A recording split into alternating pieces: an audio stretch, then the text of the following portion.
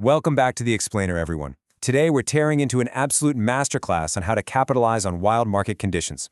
We are looking at Dorian LPG. Now, this company operates in a super specialized corner of the global economy, shipping liquefied petroleum gas across the oceans. And over the last year, well, their financial performance has been staggering. But we're not just going to skim the top-line numbers today. Oh, no. We're breaking down the exact commercial strategies, the geopolitical shifts, and the fleet management decisions that actually made this boom happen. All right, let's dive right into this. 114.8%. Let that sink in. That is the jaw-dropping year-over-year jump in Dorian LPG's net income for fiscal year 2026. I mean, they took an already profitable operation and literally more than doubled their bottom line in just a 12-month window. To understand how a massive heavy industry shipping company pulls off tech-like growth numbers, we really need to pull back the curtain on their entire operation. So, let's get into it. Section 1.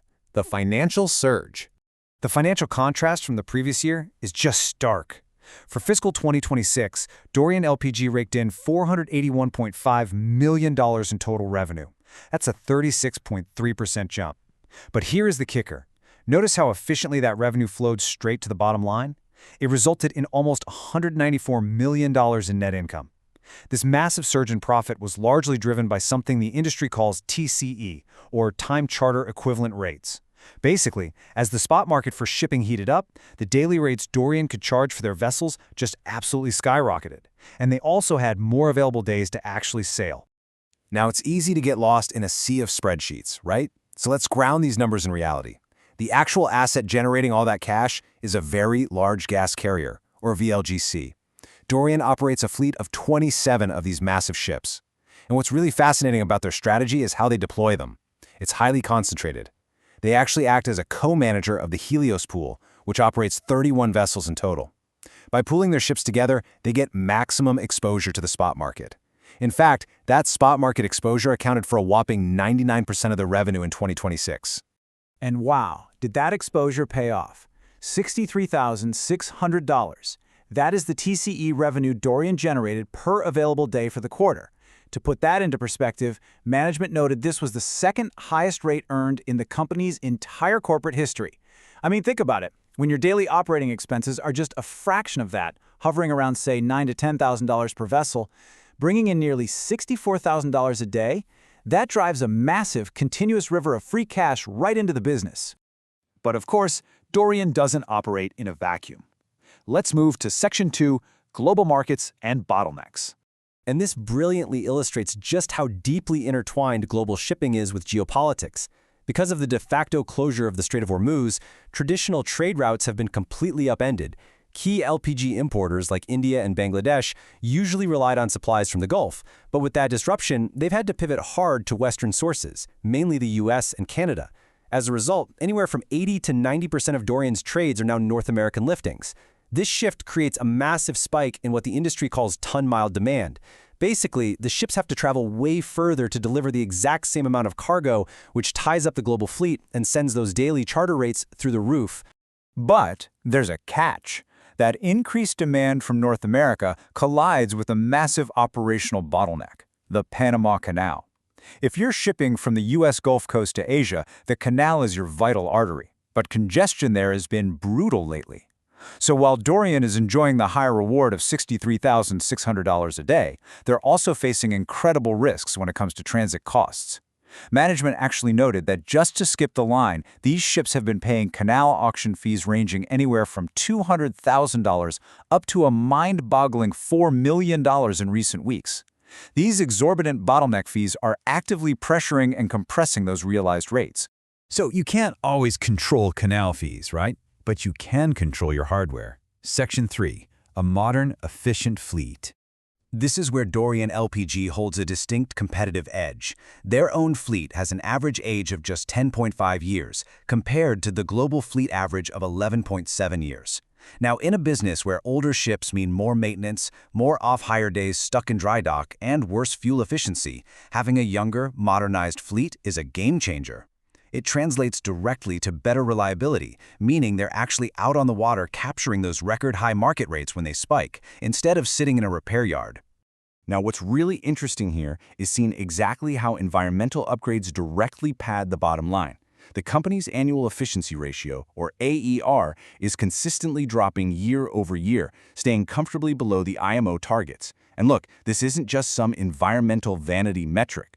Reducing emissions intensity happens by drastically cutting fuel consumption, and in the shipping world, fuel is literally one of your absolute biggest voyage expenses.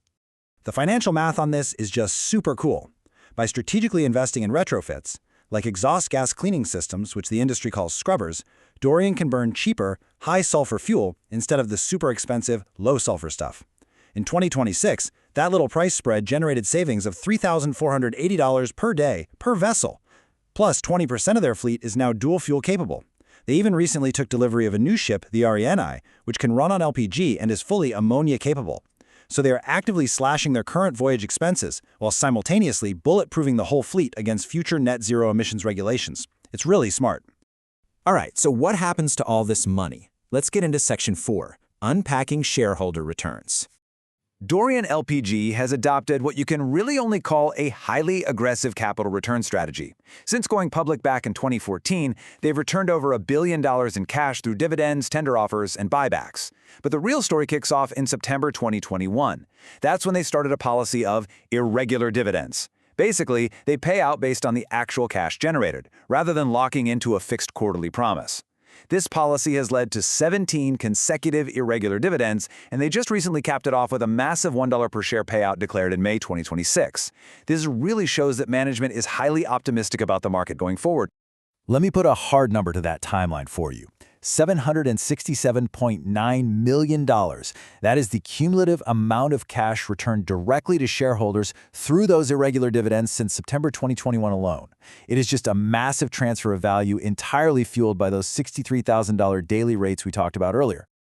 So the crucial point is this. You'd probably expect a company that just paid out $750 million to have a pretty stretched balance sheet, right? But the exact opposite is true. Even after those massive payouts, Dorian ended the quarter with over $327 million in free cash just sitting there. They also have a $43 million undrawn credit revolver, which is basically an emergency line of credit for extra flexibility. And incredibly, their debt to total book capitalization is only at 33.2%. They've got their financing locked in with favorable, low-cost long-term debt. They haven't just built a good business, they've built an absolute fortress of a balance sheet. But as we know, in the shipping world, the tides are always shifting. Let's wrap things up with Section 5, Navigating the Horizon. While the current setup is obviously incredibly lucrative, there are some very real market dynamics we need to watch carefully. First off, the underlying commodities, propane and butane, they have their own seasonal and geopolitical volatility, which directly impacts shipping demand. Second, international maritime net zero compliance frameworks are still being hammered out, and that could force some really costly adaptations across the whole industry. But the elephant in the room? The order book. There are currently 124 new very large gas carriers on order globally. To put that into perspective, that's nearly 30% of the entire existing global fleet, all set to hit the water by 2029. That is a massive, massive influx of new supply. Which leaves us with this final, pivotal question. Will this incoming tidal wave of 124 new ships fundamentally alter the supply and demand balance and sink these record freight rates? Or will Dorian's strategic foresight, their fortress balance sheet, their younger fleet, and that dual fuel efficiency allow them to navigate the storm and keep right on rewarding shareholders? It is a fascinating industry dynamic to watch unfold. Thank you so much for joining me and diving into this explainer today. Keep your eyes on the horizon, and I'll see you next time.